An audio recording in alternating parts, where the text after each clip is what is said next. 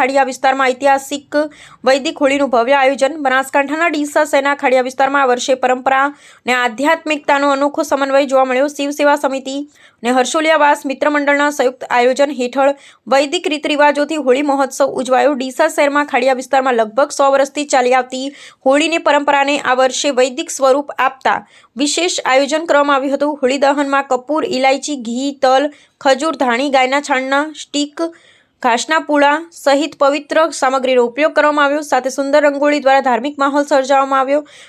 વૈદિક મંત્રોચ્ચાર સાથે હોળી પ્રગટાવવામાં આવતા વિસ્તારમાં ભક્તિમય વાતાવરણ છવાઈ ગયું હતું।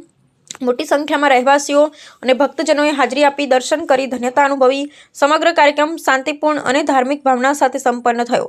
સ્થાનિકોમાં એકતા, સંસ્કૃતિ અને સંસ્કારોનું સંવર્ધન થાય તે હેતુસર આ પ્રકારનું આયોજન હોળીના પવિત્ર તહેવાર નિમિત્તે જે ખાડી દિશામાં ખાડિયા વિસ્તારમાં લગભગ 100 વર્ષોથી આ હોળી દહનનો કાર્યક્રમ થાય છે।